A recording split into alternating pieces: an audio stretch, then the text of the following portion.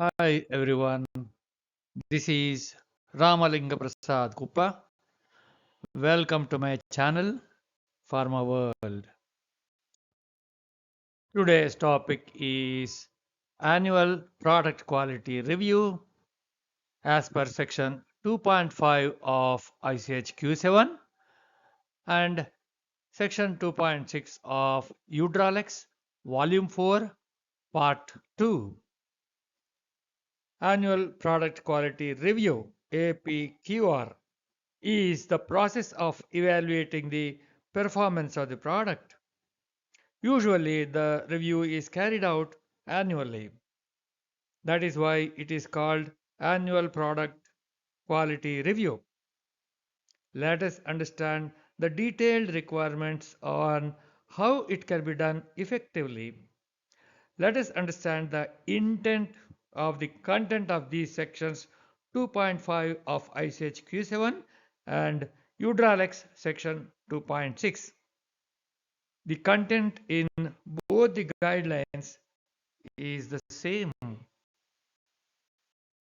What section 2.5 or 2.6 says. Regular quality reviews of APIs should be conducted with the objective of verifying the consistency of the process. Such reviews should normally be conducted and documented annually. Verification of consistency is to establish that the data generated during the product manufacture will fit into a straight line to satisfy the requirement of consistency. Since the review is usually done annually, it is called annual review. The information must be documented fully. Regular means that the review of the product performance should be carried out with a defined frequency. Regular means generally it is done with annual frequency. The purpose of review process is to verify the consistency of the process. That means the product quality should be well within the control again and again several times. These kind of reviews are generally conducted annually, but it can be done differently also. If one or two batches of the product are manufactured, the review can be done immediately after the campaign is completed. You need not wait until the year end. The guideline section also prescribes that the referred points are required to be focused. One is review of critical in-process control and critical API test results. The first point of data collection for review is from critical in-process data and the final product API data. It is important that all the critical parameters are tabulated for each batch manufactured at each stage of manufacture with the test results obtained against the specifications in an Excel sheet, preferably. Data for individual in-process and intermediate stages should be collected separately. Also, collect them in a classified way. For example, tabulate assay values and impurities values separately. The reason is that the value ranges very significantly in both the cases. Assay will be in the range of 98% to 100%, whereas HPLC impurities or Fisher values, LOD values will be in much lower ranges. In this way, each graph looks clear, showing the variation in trends of values. You have to use Excel worksheet for this purpose. The advantage of Excel worksheet is that statistical evaluation is much easier. You have several inbuilt equations for statistical formulas. It is also important to tabulate the entire data of the API test results in a similar way, in a tabulated way, that is in Excel sheet preferably. So the same strategy as applied above should be applied for API data too. Qualitative parameters like complies, less than, or more than, or passes need not be captured in the Excel sheet for statistical evaluation. This is important. You don't get a graph for such descriptive items. Graphical representation is possible only with numerical values. Such data may be tabulated separately only as information. You can use a word file table to capture this data. The evaluation should be scientifically, that is, statistically done with a specific focus on the following. Always remember, evaluation means it should only be done statistically. OOT results, CP, CPK, Six Sigma, X bar chart or moving range charts, average, percent standard deviation, etc. Please refer to my recent earlier video training programs for useful statistical tools for evaluation of data of pharmaceutical manufacturing. Evaluate if there are any OOT results for the causative factors. It is mandatory to investigate causative factors for OOS, that is out of specifications. But there are no specific guidelines on investigation into OOT results because the result is not out of specification but out of trend. However, same OOS investigation guideline may be used to investigate OOT results and recommend CAPA for improvement. Evaluate the investigation and subsequent CAPA. Evaluate if there are any trends in overall quality. Tabulate the results of the key materials, starting materials, vendor wise, and evaluate the vendor capabilities for continuous supply of quality materials. This data evaluation will focus on significant impact on the vendor management. If the data evaluation indicates that the vendor is rated high, you can reduce the inspection frequency of that supplier. The QRM Q9 tool, risk ranking and filtering, may be used to evaluate the vendor capabilities. This tool is a wonderful tool. Try to understand the intent of this tool. Your vendor audit schedules can be significantly reduced. If there are no significant failures in the other materials used in the process, it may be briefly discussed in the APQR.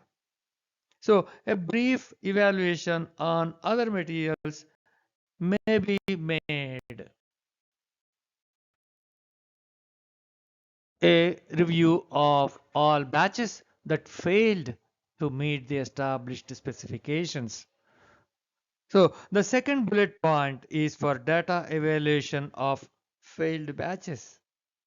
You have to review this for the reasons for failure and poor performance of the product. Tabulate the batches that failed to meet the specifications and evaluate the root cause for failure. Fault tree analysis FTA is a wonderful tool to evaluate the causes of failure. This is described in ISHQ9 Quality Risk Management Guideline. You may go through.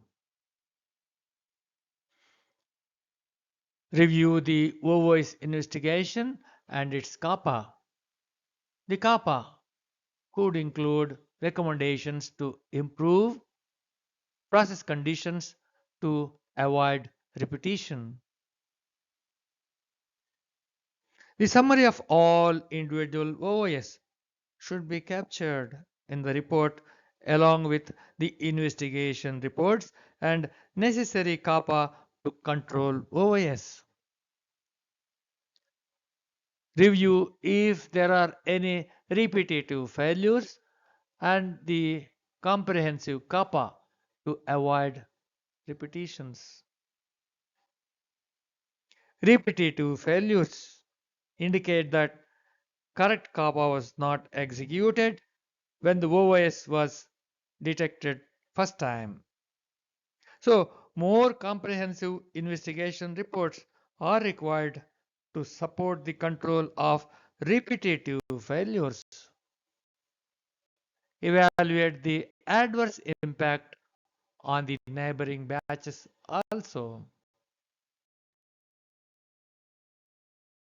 A review of all critical deviations or non-conformances and related investigations. Third bullet point requires to evaluate deviations or non-conformances if any. There is a confusion on reporting deviations. Many record deviations as a simple incident. Incident means it is an accident. Any failure to follow approved set procedure for meeting a specification limit is considered as deviation. The deviation reporting will include assay failure, failure in impurities test, low yield of product, any excursions in monitoring temperature of any processing steps, etc. All these must be captured in APQR data. Tabulate the critical deviation reported and classify them as major or minor. This classification is important. Any deviation that does not have any impact on the quality of the output is considered as minor, and the deviation that has significant impact on the quality of the output is considered as major. Evaluate the investigation reports and summarize the CAPA with necessary recommendations. Brief evaluation may be satisfactory for all minor deviations. So, a simple closeout may be adequate for minor deviations. Detailed investigation as per FTA refer Q9 are necessary for all major deviations. As discussed in the previous slide, FTA is a good tool for evaluation of such deviations. Critical deviations also may be classified as major. Several minor deviations of same type of deviation have to be considered as major deviations. This is important. Many minor deviations of same type should be discussed and CAPA recommended in the APQR for such deviations. Such deviations are considered as major.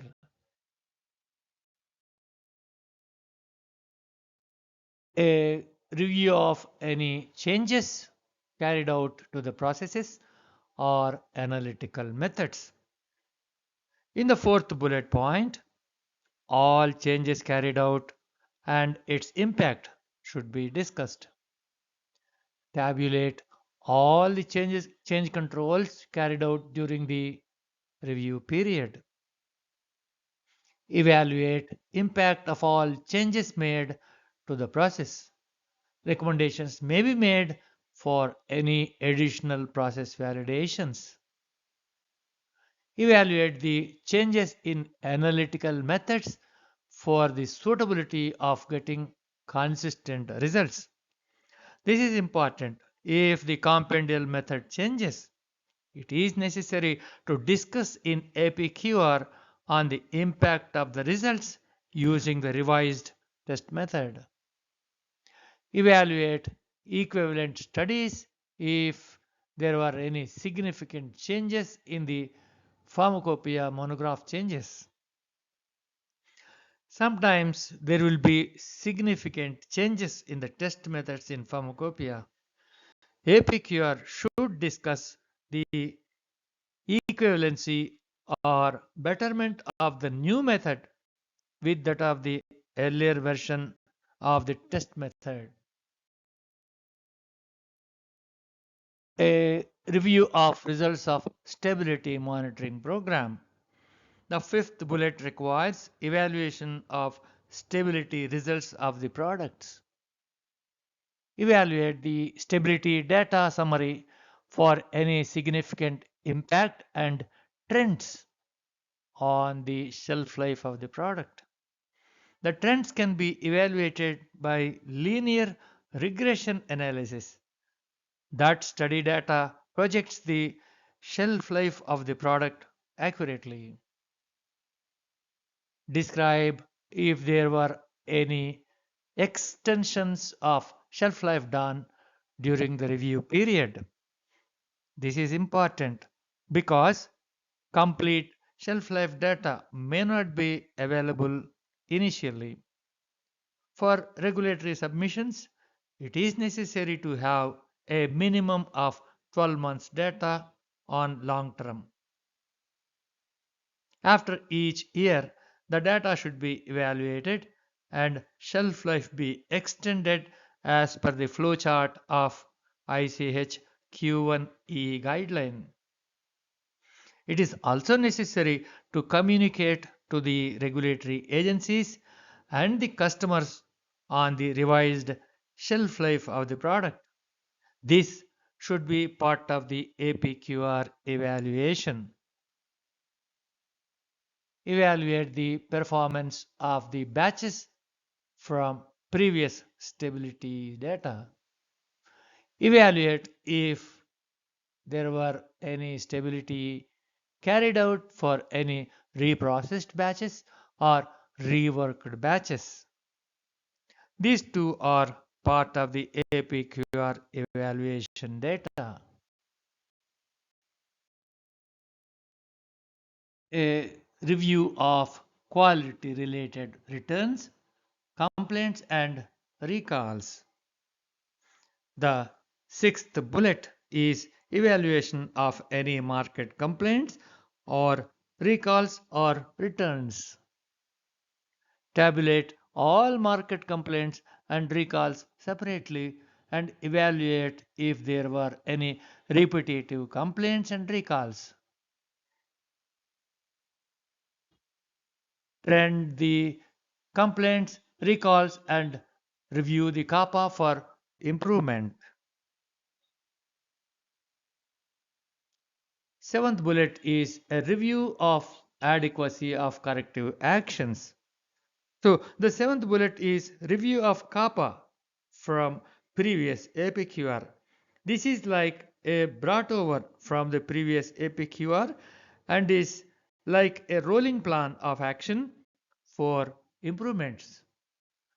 Evaluate the CAPA for the review period and from the previous review period and evaluate whether or not the earlier pending items were also closed. Let us see how the compilation of the APQR data is done.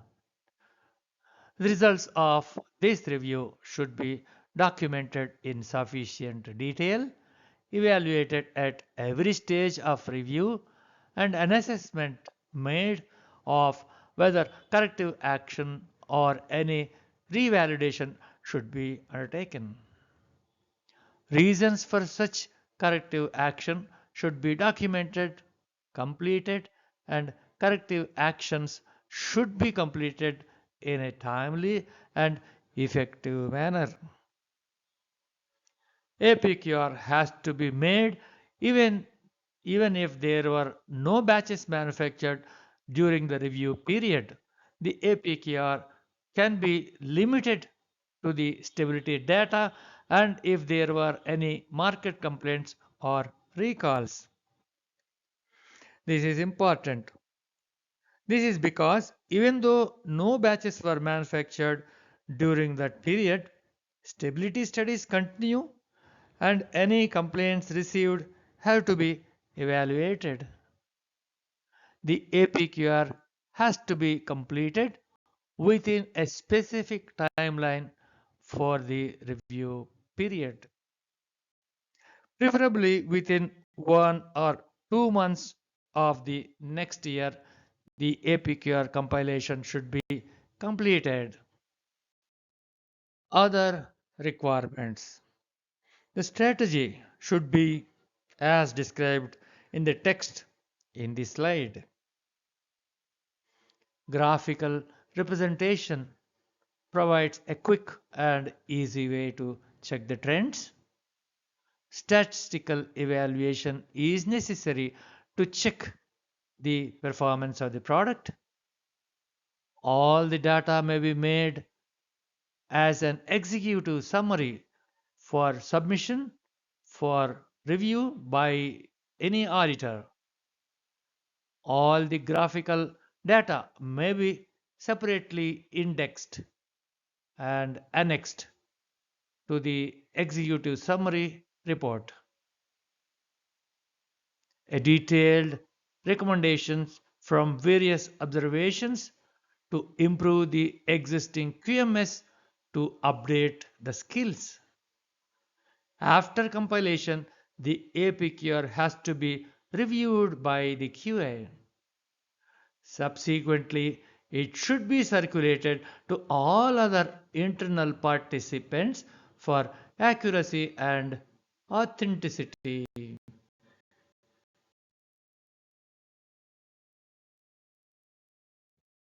This is the flowchart for APQR compilation. Circulation among all the participants is required whenever data deficiency is found and corrected for accuracy. Subsequently, it is necessary to include the missing information to make the APQR more comprehensive. I hope that this detailed roadmap for compilation and review of data of APQR is useful. By this way, you get a very good comprehensive APQR of the product. Thanks for watching. For more videos, please do subscribe, like, and share. Also, please leave a message in comments box for any further support. Thank you.